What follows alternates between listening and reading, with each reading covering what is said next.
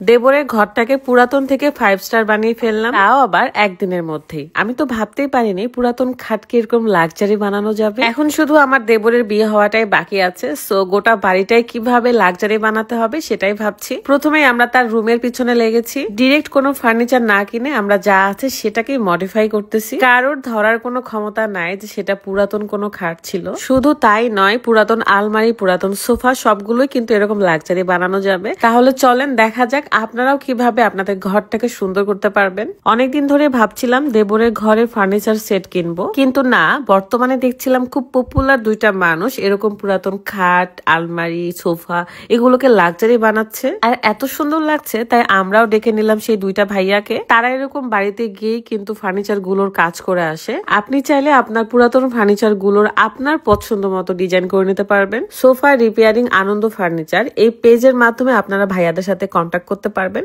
সেখানে তাদের নাম্বার দেওয়া আছে। তাছাড়াও তাদের কার্ডটা আমি ভিডিওতে দিয়ে দিলাম যেন আপনাদের সুবিধা হয়। খুবই অল্প খরচের মাধ্যমে আপনারা এই সুন্দর খাট বা ফার্নিচার গুলোকে সাজাতে পারবেন। দেখেন আমার পুরাতন খাটের উপরে ফার্স্টে তারা কোনো একটা ফোম দিয়ে দিয়েছে, দেন সুন্দর করে ডিজাইন করবে, তারপর এটার উপরে একটা কোয়ালিটিফুল কাপড় দিবে। আমার কাছে তো মনে হচ্ছিল যে এখনই অনেক সুন্দর লাগছে, মানে আপনারা চাইলে এই কালারের কাপড় দিয়েও করতে পারবেন। দেখেন তাদের কাছে কিন্তু অনেকগুলো অপশন আছে, মানে যে কাপড়ের আপনারা নিতে চান, যে কালার নিতে চান, সো সেভাবে পছন্দ করে করতে পারবেন। আপনাদের সুবিধার্থে তাদের পেজ লিঙ্কটা আমার ভিডিও ডেসক্রিপশনে দেওয়া থাকবে। এছাড়াও তো নাম্বার কার্ডে দেওয়াই আছে। এই খাটটা রেডি করতে একদিনের মধ্যেই হয়ে গেছে, মানে সকাল থেকে সন্ধ্যা পর্যন্ত। এন্ড আমি দেখছিলাম যে কাপড়টাও কত সফট আর এত বেশি টেকসই আমার মনে হচ্ছে। আসলে আধুনিক যুগে এখন অনেক সুবিধা, মানে আপনি চাইলেও নতুন ফার্নিচার বেশি টাকা দিয়ে কিনতে হবে না, আপনি জাস্ট এভাবে ডিজাইন করে নিতে পারবেন। তার মধ্যে এই রুমের যদি পর্দাগুলো চেঞ্জ করা যায়, তারপরে ঘরের রং করব, তো সবকিছু মিলিয়েই কিন্তু একসময় অনেক সুন্দর লাগবে।